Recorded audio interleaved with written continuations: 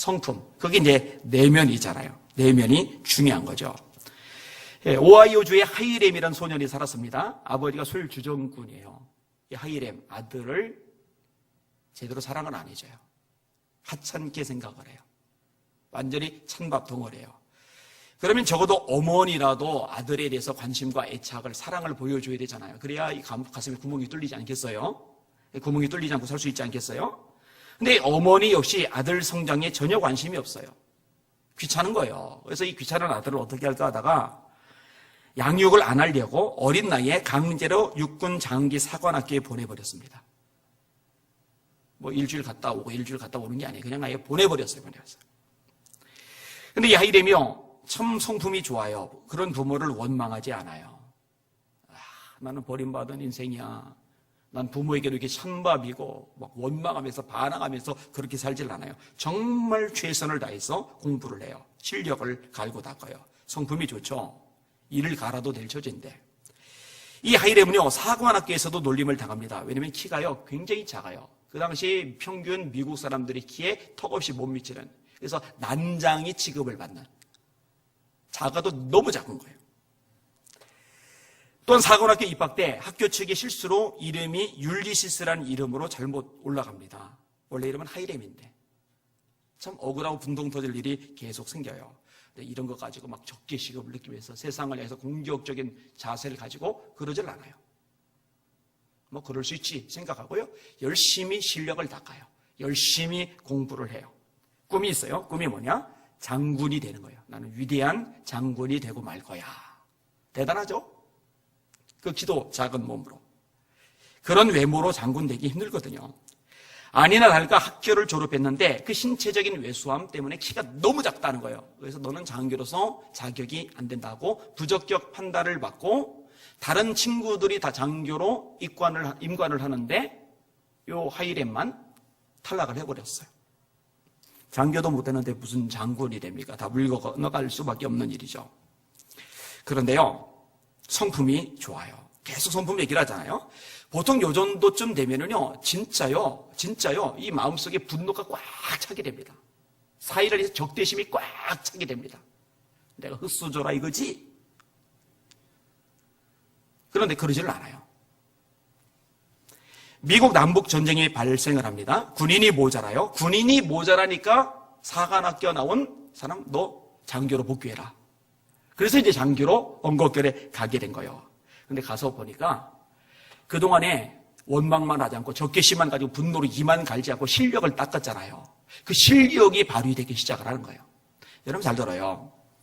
사람에게요, 기회가 주어지는 것 정말 중요한 일이지만 기회가 주어지는 것보다 더 중요한 것은요, 그 기회가 주어졌을 때 그 기회를 잡을 수 있는 실력입니다. 맨날 툴툴대고 원망하고 사회가 어떠니 세상이 어떠니 뭐 정치가 어떠니 이런 소리만 하는 애들요, 세월 지나보세요. 이렇게 전부 다 밑바닥이죠. 안 돼요. 그럴 시간에 실력을 키우면은 기회가 주어졌을 때 잡을 수 있잖아요. 근데 기회가 주어져도 잡지를 못해요. 실력이 없으니까. 근데 실력이 있는 거예요. 리더십이 있는 거예요. 전술이 있는 거예요. 군에서 보니까 저 키 작다고 장교로 임관도 시키지 않았던 사람인데 대단하네? 진급이 되는 거예요. 이런 미국이요, 처음부터 육군 대장이 있지는 않았어요. 그 밑에 단계까지 있었는데 육군 대장을 최초로 만났을 때, 그러니까 군인들 중에 최상위급이죠. 이 최상위급 대장에 올랐던 사람이 하이렘입니다. 그랜트 장군이죠. 이분이 미국의 8대 대통령으로 당선됩니다. 별명이 꼬마 대장, 난장이 거인. 별명이 난장이 거인이에요. 진짜 작거든요. 그런데 거인이에요. 사람 스케일이 큰 거예요. 다시 말합니다. 성품이 중요해요.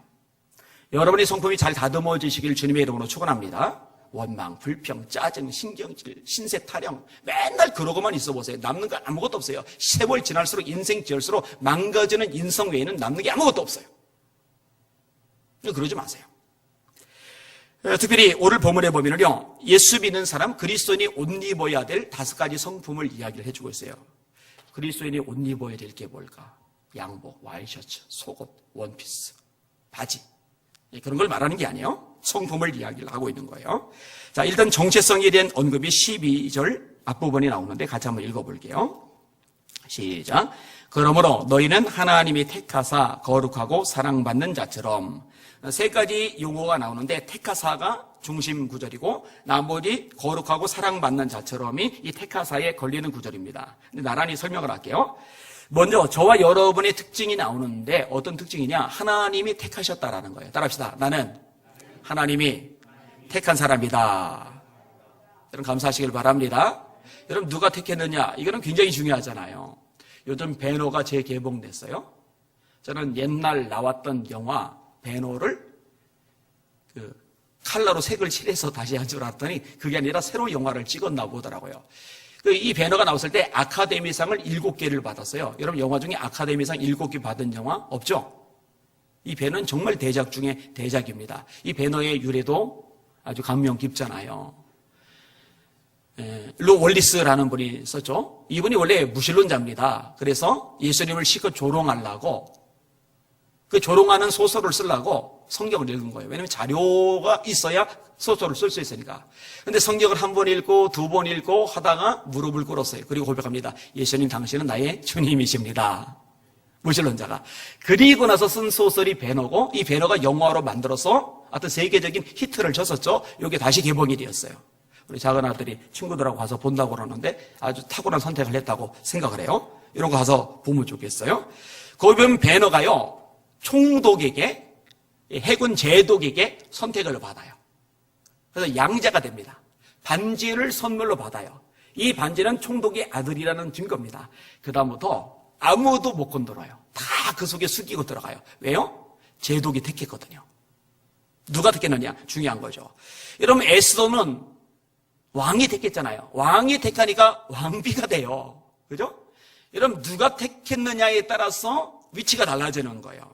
하물며 만왕의 왕이고 만주에 주신 하나님이 저와 여러분을 택해 주셨습니다. 자부심 가지시길 바랍니다. 긍지를 가지시길 바랍니다. 당당하실 수 있기를 주님의 이름으로 축원합니다. 제가 어릴 때 이 비밀을 깨닫고 나서요 당당해졌어요. 그래서 가난해도 몸이 불구했어도 학교 1년 꿇었어도요 성격이 내성적이라 자신 있게 막 나가지 못한 측면이 있었지만 그래도 마음속에 용기가 있었어요. 나는 하나님의 사람인데. 제가 지하 개척비 할 때도 마찬가지예요. 저 그때 기죽었던 적 한 번도 없어요. 물론 지금도 그렇죠. 초지일관. 왜냐하면 하나님이 저를 택해 주셨으니까. 여러분 하나님이 저를 택하신 것 잊지 마시길 바랍니다. 이건 복 중에 복입니다. 여러분 예수님 주님으로 영접하셨어요? 여러분 예수님이 여러분 안에 계셔요? 그럼 여러분은 하나님의 아들과 딸입니다. 제독이 양자로 삼은 것도 대단한데 하물며 만왕의 왕 만주의 주 되신 하나님이 저와 여러분을 아들 삼아 주셨잖아요. 딸 삼아 주셨잖아요. 영접하는 자 곧 그 이름을 믿는 자들에게는 하나님의 자녀가 되는 권세를 주셨으니 이는 혈통으로나 육정으로나 사람의 뜻으로 나지 아니하고 오직 하나님께로서 난 자들이니라. 잊지 마세요. 나는 하나님께 택함 받은 사람이다. 잊지 마세요.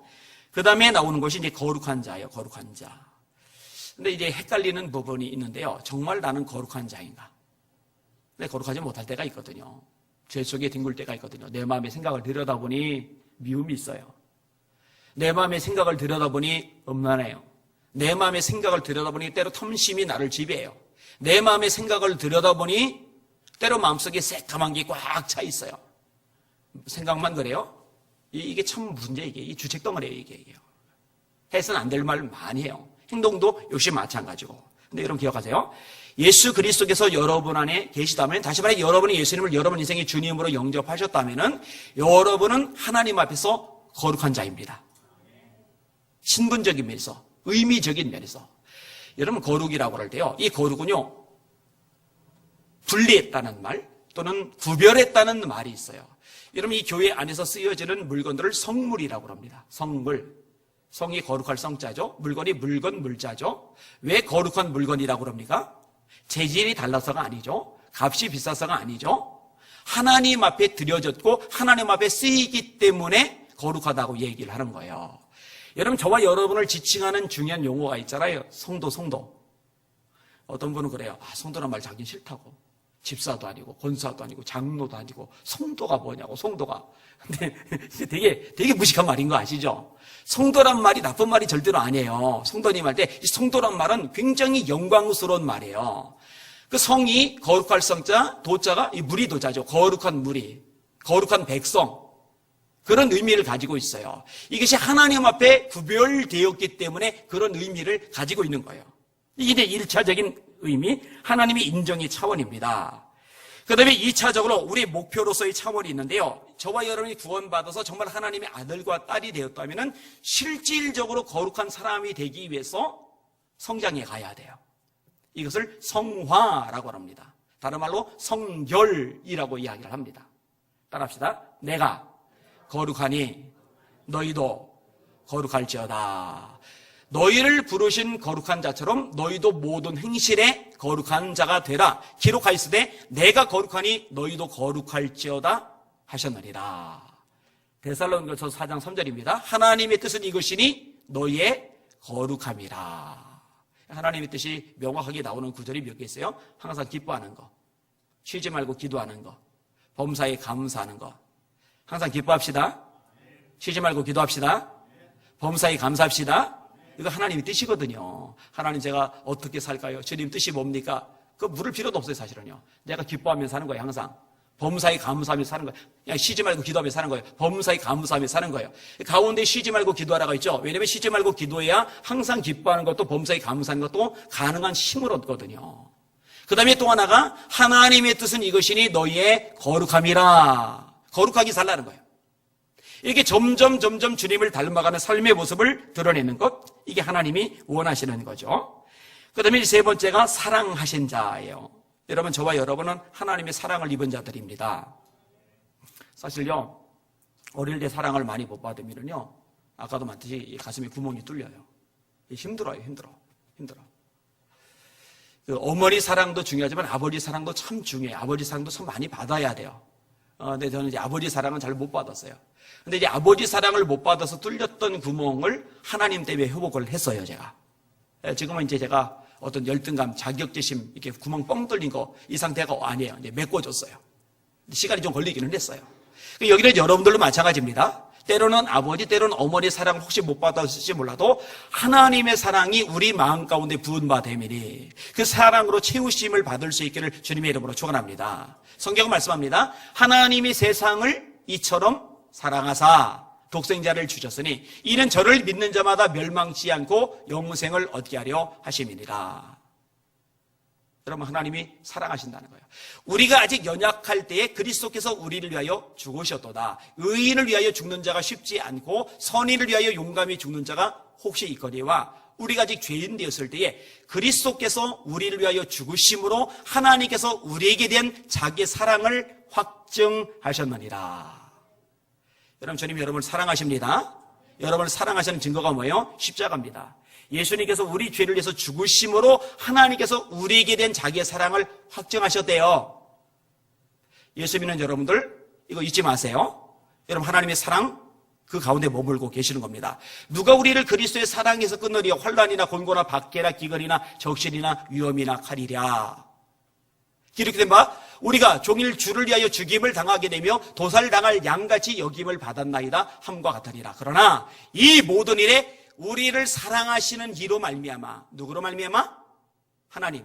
어떤 하나님? 우리를 사랑하시는 이로 말미암아 우리가 넉넉히 이기느니라. 하나님께 받는 이 사랑은요, 세상의 환난, 시련, 문제, 외로움, 절망, 장애물 이런 모든 것들을 이기게 만드는 원동력이에요. 그러니까요, 어떤 대단한 능력을 받아야지만이 세상도 고난도 시련도 문제도 외로움도 절망도 이기는 게 아니라 하나님의 사랑이 우리에게 채워질 때 그 사랑의 힘으로도 얼마든지 이 모든 거 이겨나갈 수 있는 줄 믿으시길 바랍니다. 자, 따라합시다. 우리는 택함받은 자이다. 거룩한 자이다. 사랑받는 자이다. 이 세 가지가 정체성이에요. 자, 이런 사람이기 때문에 옷을 입고 살아야 돼요. 그것을 다음 부분에서 이야기를 해주고 있어요. 12절 다시 읽을게요. 12절 시작. 그러므로 너희는 하나님이 택하사 거룩하고 사랑받는 자처럼 긍휼과 자비와 겸손과 온유와 오래 참음을 옷 입고. 여러분, 옷을 입고 다닌다. 이거는요, 무슨 얘기겠어요? 늘 드러나는다는 거죠. 여러분, 혹시 길거리 돌아다닐 때, 아니면 친구들 만나러 갈 때, 아니면 직장 다닐 때, 일생 동안 단 한 번이라도 아무것도 걸치지 않은 자연인의 모습으로 혹시 가본 적이 있으시면 손 들어보세요. 혹시 앞으로라도 그래 볼 의향이 있으신 분 한번 손 들어보세요. 여러분, 아무것도 걸치지 않고 길거리 가보세요. 직장 가보세요. 어디든 한번 가보세요. 당장 경찰 와서 경범죄로 잡아갈 겁니다. 그렇죠? 옷은요, 이 세상에 살아가는 동안에는요, 하여튼 간에 반드시 걸치고 반드시 입고 있어야 돼요. 집에 혼자서 있을 때라면 혹시 모를까? 목욕탕 안에 있을 때라면 모를까? 다시 말해, 여기 나오는 5가지 성품은요, 사람들 속에 살아갈 때 늘 우리 속에서, 우리 모습 속에서 드러나야 되는 모습들이에요. 그것을 이야기해주고 있는 거예요. 자, 어떤 옷이냐? 첫 번째 옷이 따라합시다. 긍휼의 옷. 긍휼의 옷이에요. 긍휼의 사람으로 살아가야 되는 거죠. 긍휼의 사람으로 사람들 눈에 보여야 되는 거죠. 어때요? 여러분들을 볼 때 여러분 주변 사람들은 여러분을 향해서 어떻게 말합니까? 참 긍휼이 많은 사람이야. 이렇게 말합니까? 아, 저 사람 냉혹해. 인간이 피도 눈물도 없어. 바늘로 푹 찔러봐. 피 한 방울 안 나올 거야. 혹시 이런 소리 듣는 사람입니까? 여러분, 긍휼의 사람 소리 들으시기를 바랍니다. 예수님, 긍휼의 주님이시죠. 이 긍휼은 가엾게 여기는 거예요. 불쌍하게 생각하는 거예요. 동정하는 마음이 있는 거예요. 동정. 이 긍휼이 있는 자에게는 긍휼이 있는 심판이 있고, 긍휼이 없는 자에게는 긍휼이 없는 심판이 있느니라. 성령의 9가지 열매 중에 하나가 긍휼입니다. 호세아의 주제가 이 긍휼입니다. 이 긍휼은 예수님의 마음입니다. 예수께서 무리를 보시고 불쌍히 여기시니, 무리를 보시고 불쌍히 여기시니, 예수님의 마음. 이 마음과 전혀 상관없는 마음이 바리새인의 마음이죠. 그들의 마음은 냉혹해요. 죄다 못마땅해요. 틀린 것만 보이는 거예요. 아니, 왜 안식일 날 밀을 비벼서 먹어? 안식일 날 일하지 말랬는데. 긍휼의 눈으로 보면은, 야, 얼마나 배고프면은 저 꺼끌꺼끌한 이삭을 비벼 먹을까? 내가 빵이라도 사줘야지. 이게 긍휼인데, 그냥 안식일 범한다고 이삭 비벼 먹는다고, 그게 이제 꼴 보기 싫은 거예요.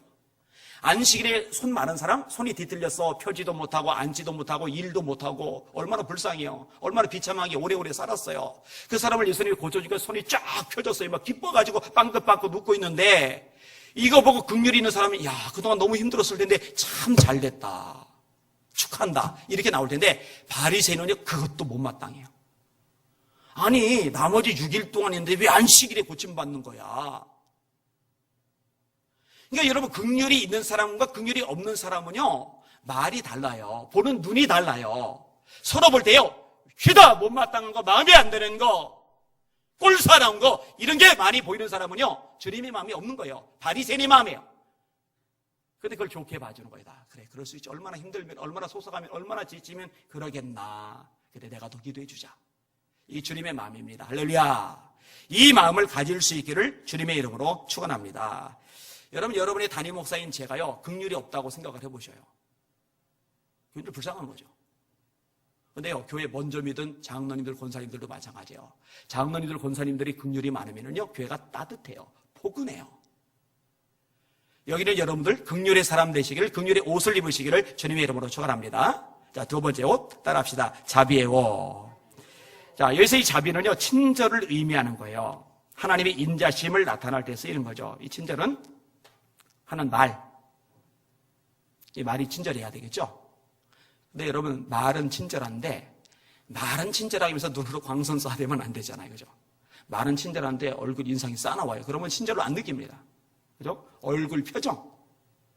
그 다음에 하는 행동. 이런 것들이 참 중요하죠. 여러분, 예수님이요, 참 친절하신 분입니다. 애들이 와서 다 달라붙어 귀찮게 해요. 그러니까 예수님의 제자들이 혼내잖아요. 예수님이 어떻게 하십니까? 아이들이 내게 오는 것을 용납하고 금하지 말라. 하나님의 나라가 이런 자의 것이리라. 그리고 안고서 축복을 해주시잖아요. 친절하시죠? 나는 애들 싫어. 애들 징글맞아. 잠깐! 이건 친절한 게 아니잖아요. 그죠? 여러분, 예수님은요, 죄인들에게도 친절하세요. 얼마나 친절하십니까? 삭개오가 예수님 보고 싶어 하니까 뽕나무 위에 기어 올라간 삭개오 본다고 그 나무 위까지 찾아가시고 얼굴 올려다보시고 삭개오 이름까지 부르시고 삭개오의 마음속에 간절한 소원까지 읽으신 다음에 내가 오늘 네 집에 유하여야겠다. 이건 친절한 거예요. 안 친절하면 그냥 지나가죠. 이 친절이 사람의 마음을 먹여요. 어제 이제 산책을 하다가 최연석 선교사님 얘기를 했어요. 이 최연석 선교사님하고 이제 통화를 또 했는데 어제 조만간 한국에 다시 와요. 제가 아주 각별하게 남다르게 생각을 해요. 그러니까는 이 얘기를 제가 끄집으니까 아내가 그런 계기가 있잖아요. 근데 그 계기가 뭐냐면은 제가 이제 뇌종양 수술 받았을 때. 근데 제가 가장 인상 깊었던 것은요, 여기서 설교하고서 그 4천만 원이나 되는 다이아몬드가 20몇 개가 막힌 순금으로 된 그 시계를 저한테 이렇게 벗어줬던 거. 물론 수술비가 달아서 제가 도로 돌려줬어요. 그 의미 깊은 걸 제가 금값 받으려고 팔아먹을 수는 없잖아요. 그 금값만 해도 350만 원 정도는 받을 수 있는데 그러면 생활 미천에 도움 될 텐데 그러지도 않아죠. 돌려줬어요. 근데 저는 이제 그걸 생각하고 있는데 아내는 다른 걸 생각을 하고 있더라고요. 아내가 인상 깊게 생각했던 건 그게 아니더라고요. 제가 수술 받는 날인가 병원에 왔는데 우리 아이들이 밥을 못 챙겨 먹었어요. 경황이 없으니까. 근데 애들을 데리고 가서 밥을 사준 거예요. 아내가 그런 얘기를 하는 거예요. 보통 그 정도까지는 생각 못 한다고. 나한테만 관심 갖지 내 애들이 배고플까봐 그거 신경 쓰지는 못한다고. 근데 아내한테는 그게 굉장히 인상 깊었던 거죠. 여러분, 그거 친절이죠. 그게 친절입니다. 여러분, 이 친절의 대명사가 아브라함인데요. 아브라함이요, 하루는 자기 집, 자기 장막 근처를 지나가는 세 사람을 발견을 합니다. 전혀 모르는 사람이에요. 사실은 하나님이 천사 둘을 데리고 인간의 모습으로 나타나신 건데 아브라함이 천사인 줄 몰라요. 하나님인 줄 몰라요. 그냥 나그네라고 생각을 해요. 그러면 그냥 지나가나 보다 이러면 되잖아요. 이렇게 성경이 기록을 합니다. 그가 그들을 보자 그 장막문에서 달려나가 영접하며. 달려나가요. 우리에게 새신자 왔을 때 달려가서 인사하는 교인들이 얼마나 될까? 별로 안 친절한 거죠, 그거는. 달려가야죠. 몸을 땅에 굽혀 이르되 내 주여 내가 주께 은혜를 입어싸우면 원하건대 종을 떠나 지나가지 마시옵고 물을 조금 가져오게 하사 당신들의 발을 씻으시고 나무 아래서 쉬소서. 내가 떡을 조금 가져오리니 당신들의 마음을 상쾌하게 하신 후에 지나가소서. 뭔 알지도 못하는 사람들에게 떡을 준다고 그래요. 그러더니 떡만 준비하는 게 아니에요.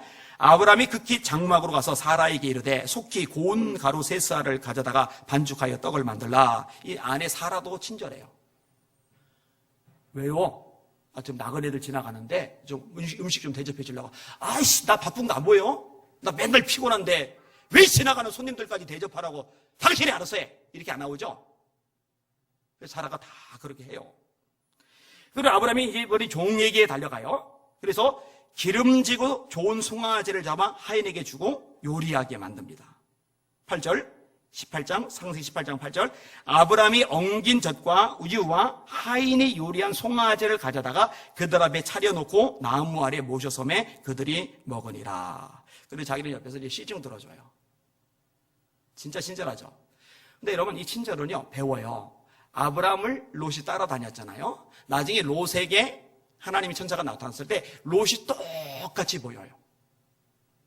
우리 교회 성도들이 먼저 믿는 사람들이 이런 친절한 모습을 보이는 거예요. 그러면 나중에 새신자들이 왔을 때 이것을 배우고 또 다른 사람들에게 이런 친절을 보이는 거예요. 이런 친절을 베풀려면요, 귀찮은 거 감내해야 됩니다. 번거로운 거 감내해야 됩니다. 내가 힘들고 내가 피곤하고 내가 지치고 내가 귀찮고 이거 계산하기 시작하면요 절대로 친절한 삶 못 삽니다. 안 되는 거죠. 여러분, 친절의 옷을 입으시기를 주님의 이름으로 축원합니다. 교회에서 누구든 만나면은 웃으세요. 인상 쓰지 말고. 앞으로 인상 쓰시면 제가 볼 잡아당길 거예요. 웃으세요. 그리고 목소리 톤은 경쾌하게, 밝게. 목소리 깔지 마세요. 목소리 깔면 제가 목 잡아줄 거예요. 목소리 깔지 마세요. 이제 전화를 제가 교회에다 했을 때 우리 이주일 목사님이 전화를 받는데 우리 이주일 목사님이 안 친절한 건 아닌데 목소리 톤이 낮아요. 그래서 제가 몇 번 지적을 했어요. 전화 그렇게 받지 말아라. 좀 높게 반가운 목소리로 전화 받아라. 근데 이유가 있어요. 그게 우리 교회 이미지거든요. 근데 이거는요, 우리 모두에게 다 해당이 돼요. 제 전화 받을 때 우리 성도들도요, 둘로 싹 나눠요. 밝고 경쾌하게 받는 목소리가 있고요, 쭉 가라앉은 목소리가 있고요. 쭉 가라앉은 목소리를 들으면요, 딱 통화 끝 누르고 싶은데, 제가 참고 그냥 통화를 하는 거예요. 이런 거 중요해요. 친절하실 수 있기를 바랍니다. 교회 밖에서도 친절하세요. 세상 나가서 직장 생활 속에서 친절하실 수 있기를 주님의 이름으로 축원합니다. 하나님이 원하시는 거예요. 자, 세 번째 따라합시다. 겸손의 옷. 예, 겸손의 옷을 입으시길 바랍니다.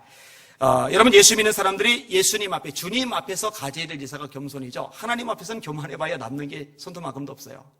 하나님의 능하신 손 아래서 겸손하라. 때가 되면 너희를 높이시리라. 할렐루야. 하나님은 교만한 사람을 물리치시되 겸손한 자들에게는 은혜를 베푸시느니라. 할렐루야. 교만한 사람 하나님 미세요. 너 저리가 미세요. 근데 겸손한 사람에게는 은혜를 자꾸 부어주세요. 너 이쁘다고 하세요. 자, 그런데요, 그리스도인이 하나님을 향해서만 겸손할 게 아니라 사람들을 향해서도 겸손할 필요가 있어요. 바울 사도가 가르쳐주죠. 빌립보 교회 성도들에게 각각 자기보다 남을 낮게 여기고, 오직 겸손한 마음으로 각각 자기보다 남을 낮게 여기고, 겸손이 뭐예요? 다른 사람을 나보다 낮게 생각하는 거예요. 자주 얘기하는 주제입니다. 죄다 나만 못한 것들, 이렇게 보이는 사람들은 교만한 사람이에요. 그죠? 그 미련한 거예요. 어리석은 거예요. 어떻게 죄다 나만 못한 것들로 보입니까? 말이 안 되죠. 성경은 나보다 남을 낮게 여기라고 말씀하는데, 나보다 훌륭한 장점들이 반드시 있거든요. 그것을 볼 줄 아는 여러분들 되시기를 주님의 이름으로 축원합니다. 예수님 겸손하셨죠? 예루살렘 입성하실 때 나귀를 타고 입성을 하셨어요. 왜요? 겸손하시기 때문에. 그는 겸손하여 멍에 매는 짐승의 새끼, 곧 나귀 새끼를 탔도다. 이렇게 말씀하고 계시는 거예요. 여러분, 겸손한 사람이요, 끝까지 충성을 합니다. 끝까지 봉사를 합니다. 왠지 아세요? 교만한 사람은요, 봉사를 해요, 헌신을 해요, 충성을 해요. 근데 안 알아줘요, 사람들이. 대접을 잘 안 해줘요. 인정을 잘 안 해줘요. 그러면 마음이 뒤틀려요. 나 안 해. 이렇게 나와요. 근데 겸손한 사람은요, 그런 것에 영향을 안 받기 때문에 마지막까지 그 충성과 봉사를 이어갈 수가 있는 거예요. 그리고요, 겸손한 사람은요, 자기 지위나 배경이나 어떤 부귀 같은 것들이 많아지고 높아졌을 때 그때도 변함없이 작은 일에 충성을 다합니다. 교만한 사람은요, 지위 좀 높아져 봐요, 돈 좀 많아져 봐요, 내가 왜 저런 일을 해? 이렇게 나오는 거예요. 근데 겸손한 사람은 그런 재미없어요. 내가 돈이 많든 지위가 높든 뭔 상관이요? 돈이 많아도 지위가 높아도 굳은 일, 작은 일, 하찮은 일 얼마든지 기쁨으로 할 수 있는 거잖아요. 안 그래요? 그게 겸손이죠. 우리에게서 열심히 청소하고 막 분리수거하고, 저는 그거 겸손이라고 생각을 해요. 내가 왜 교회 와서 혼자 이 쓰레기 때문에 손 때 묻혀가면서 냄새 오물 묻혀가면서 이런 일이나 해야 돼? 이러질 않으니까. 만약 그런 마음을 갖는다면 그건 교만인 거죠. 겸손하셔요. 겸손해야 하나님의 사랑과 인정과 은혜를 받습니다. 네 번째 따라합시다. 온유의 옷. 자, 이 온유는요, 무력을 사용하지 않고 구원을 가져다주는 메시아의 역할을 의미할 때도 쓰이고요, 또 제가 자주 말하듯이 길들여진 야생마라는 의미, 힘은 있지만 통제가 되는, 저력은 여전히 가지고 있지만 잘 다스려지는 이런 상태를 의미하기도 하는 거예요. 그러니까 힘이 없어서 잠잠한 게 아니에요. 힘이 없어서 멱살 잡지 않는 게 아니고, 힘이 없어서 따지고 들지 않는 거 아니고, 힘이 없어서 목소리 높이지 않는 게 아니에요. 힘이 있어요. 얼마든지 맞붙어 싸워서 작살을 낼 수 있는 힘이 있어요. 그런데 자기 감정을, 자기 마음을 다스리는 거예요. 여러분, 그거 온유입니다. 이 온유한 사람은요, 능력이 있는 거예요. 그래서 팔복에 보면은요, 온유한 자는 복이 있나니 저희가 그들이 땅을 기업으로 얻을 것이며, 누가 땅을 기업으로 얻어요? 온유한 사람이 얻는 겁니다. 여러분, 온유한 사람 되실 수 있기를 주님의 이름으로 축원합니다. 예수님 온유하시잖아요. 자, 능력자인데, 전능자인데, 파도도 잠잠케 하시는 분인데, 그 예수님이 뺨을 때렸어요. 이 피조물이. 갈대 가지고 머리 톡톡톡 때리는 거예요. 눈을 가리고 주먹으로 때리고서 누가 때렸는지 맞춰보라는 거예요. 채찍으로 두들겨 패는 거예요. 막 피투성이가 다 되는 거예요. 조롱하는 거예요. 고기를 흔드는 거예요. 침을 뱉는 거예요. 여러분, 그런 모든 과정 속에서 예수님이 단 한 번이라도 이를 빠득빠득 깔면서 내가 지금은 이렇게 고난당할 거 예언돼 있어서 이렇게 고난당하지만 내가 3일로 부활하거든, 부활한 다음에 니들 보자, 으득 이런 적 없잖아요. 예수님이요. 그들 품으시죠. 이 죄를 저들에게 돌리지 말라고, 아버지여 저들의 죄를 사하여 달라고 기도하시죠. 이게 온유함입니다. 온유한 여러분들 되시기를 주님의 이름으로 축원합니다. 온유로 옷 입으시는 여러분들 되시기를 주님의 이름으로 축원합니다. 제가 저를 볼 때 아직 약한 부분이 이 부분인 것 같아요. 고개를 아주 세게 끄덕이는 몇 분들이 보였어요. 제가 기억을 해놓도록 하겠습니다. 자, 모세, 온유함이 지면에 있는 모든 사람보다 승한지라. 그죠? 광야 40년. 근데 이 교회를 광야 교회라고 그러죠? 근데 가만히 보니까 저도 이 광야를 지나면서 목회를 하면서 점점 온유해지고 있어요. 그래서 저를 아주 오랫동안 잘 아는 제 아내나 저 하우영 목사님이나 이런 사람들은 엄청 부드러워졌다고 얘기를 해요. 아마 이 광야 교회 시간 더 지나가면은 제가 그래서 한 50 중반쯤 되면 또 달라지겠죠. 근데 저만이 아니라 같이 다듬어 줍시다. 온유해 줍시다. 웬만큼 건드려서는 그래요 뭐 그럴 수 있지. 그래요 내가 더 기도해 줄게. 할렐루야. 웬만큼 힘들게 해서는, 웬만큼 속을 뒤집어서는, 웬만큼 고통을 줘서는 그냥 까딱하지 않을 만큼 온유한 사람 되시기를 주님의 이름으로 축원합니다. 아멘. 자, 마지막 하나 따라합시다. 오래 참음의 오. 아까 제가 설명할 때 내면, 중심, 성령의 열매, 성품 이 네 가지 단어가 교차적으로 쓰인다고 얘기했잖아요. 근데 지금 보세요. 이 성령의 열매들하고 다 겹쳐지잖아요. 그죠? 자비 겹쳐지잖아요. 긍휼 겹쳐지잖아요. 온유 겹쳐지잖아요. 그 다음에 이 오래 참음도 겹쳐지죠. 사실 겸손이라는 거 하나 빼고요. 다 이 성령의 9가지 열매 속에 들어가 있어요. 이 오래 참음 역시 성령의 열매고 예수님의 성품입니다. 예수님은요 정말 오래 참으셔요. 너희가 피곤하여 낙심하지 않기 위하여 죄인들이 이같이 자기에게 거역하리를 오래 참으신 자를 생각하라. 예수님이 오래 참으셨어요? 누구를 오래 참으셨어요? 거역하는 사람들을. 여러분 목회자가요 이 오래 참음의 열매가 없으면요 목회 못합니다. 여러분 구역장들이요 기관장들이요 이 오래 참음의 성품이 없으면요 못합니다. 짜증나서 못합니다. 속 뒤집어져서 못합니다. 상처받습니다. 매 풀립니다. 못해 먹겠다고 그래요. 근데 이 오래 참음의 성품이 있으면요 그거 이겨나가는 거예요. 그걸 버텨나가는 거예요. 오래 참음의 열매 맺으셔야 돼요. 있으시기를 주님의 이름으로 축원합니다. 특별히 다른 사람이 내게 공격할 때, 아픔을 줄 때, 모욕을 안겨줄 때, 힘겹게 할 때, 아까 온유라는 부분이 굉장히 중요한 요소지만 이 온유라는 부분 못지않게 중요한 부분이 이 오래 참음이라는 요소입니다. 오래 못 참잖아요. 그러면은 가지고 이혼해 이렇게 나와요. 오래 못 참잖아요. 그러면 원수 맺는 거예요. 교회 안에서 막힌 담 쌓고 사는 거예요. 서로 건널 수 없는 큰 강을 만들어 놓고요. 한 교회 안에 있으면서도 원수처럼 으르렁거리는 거예요. 그게 오래 못 참으니까. 여러분 사랑의 특징이 뭐예요? 사랑은 오래 참고, 사랑은 모든 것을 참으며, 사랑은 모든 것을 견디느니라. 그러니까 여러분이요 누군가 사람을 볼 때요 정말 징글맞게 힘들게 함에도 불구하고 참고 또 참아준다면은 아, 내 속에 사랑이 있구나. 할렐루야. 만약에 못 참아줘요. 그냥 맨날 대갚아주고 맨날 보복하고 맨날 이 갈고 맨날 원수 맺고 살고 그럼 내 속에 사랑이 없구나 생각을 하시면 돼요. 왜? 사랑은 오래 참으니까. 사랑은 모든 것을 참으니까. 사랑은 모든 것을 견디니까. 사랑이 있으시기를 주의 이름으로 축원합니다. 사실 부모와 자녀 간에도 오래 참음 필요해요. 여러분 부부 간에요 오래 참음 진짜 필요합니다. 그죠? 여러분 성도들 간에 오래 참음 필요합니다. 그죠?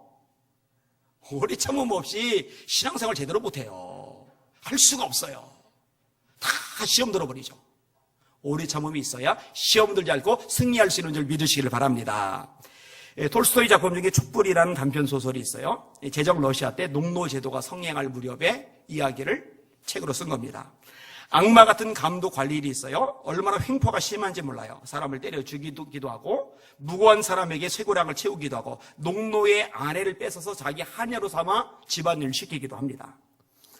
참다 못해 반항을 하면 반항한 사람은 더 괴롭힘을 당해요. 이러다가 안 되겠다. 이러다가 안 되겠다 싶어서 이 농노들 사이에 공론이 일어났어요. 우리 죽여버리자. 저놈 죽여버리자. 몰래 죽여버리자. 근데 딱 한 사람이 반대를 해요. 표트로 미하일로프라는 사람입니다. 반대하는 이유가 뭐냐? 우리가 인내하면, 오래 참으면 하나님이 마침내 때가 돼서 해결해 주실 거다. 악을 악으로 갚아서 해결되는 법은 한 번도 없었다. 악을 악으로 갚는 것이 아닙니다. 인간적인 판단으로 맞대응하지 말고 당하고 견디면 결국은 하나님께서 모든 것을 심판하여 주실 것입니다. 그래서 이 미하일의 말을 듣고 나머지 농노들이 멈춰요. 근데 멈추지 않고 이제 들고 일어난 게 그게 이제 소위 이제 공산주의죠.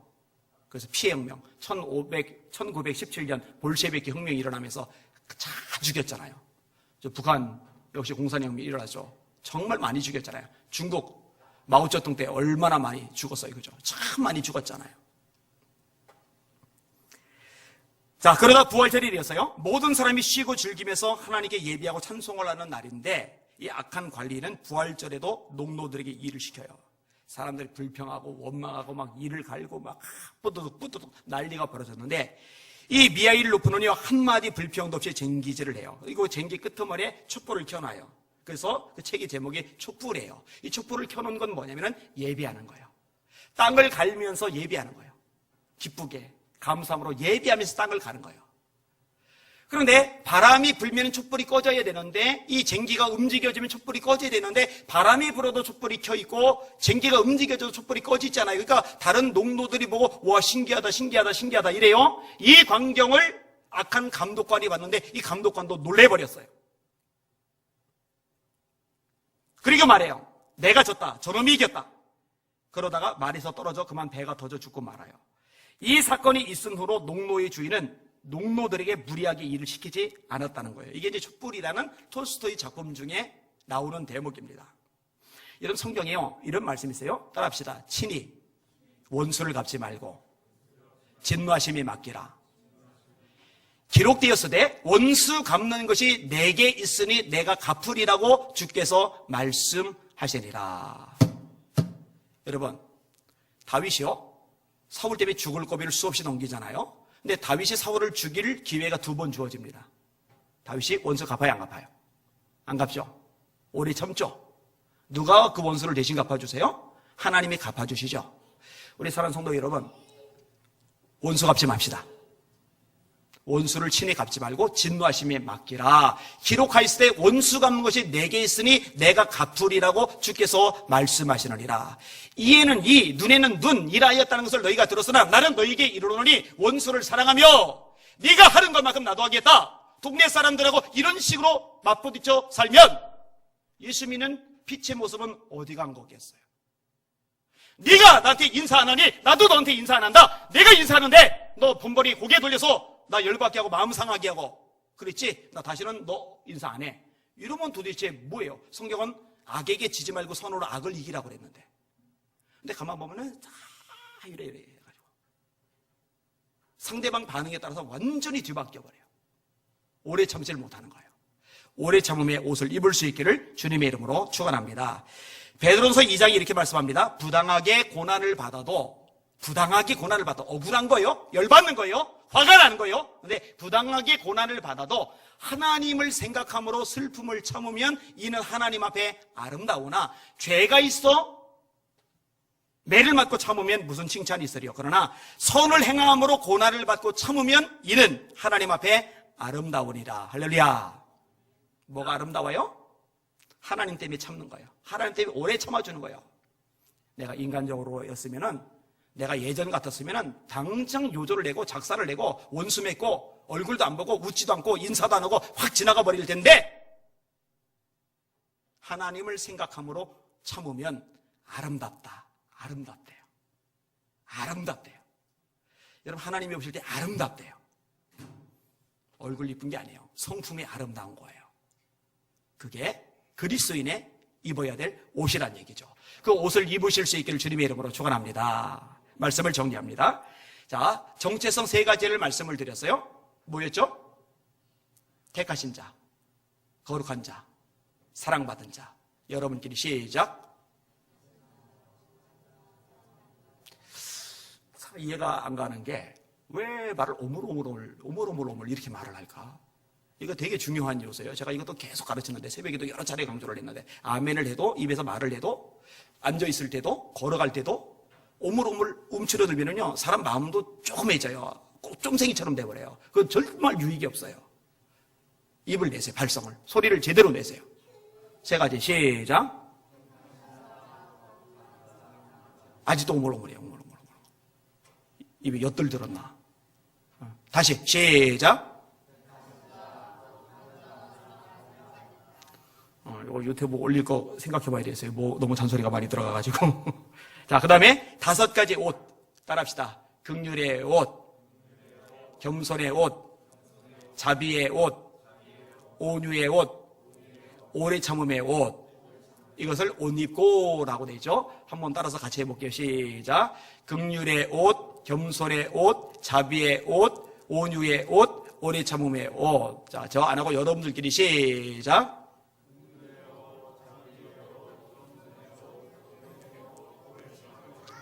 아이, 누가 화면을 띄워주래요. 화면 끄고. 자, 시작.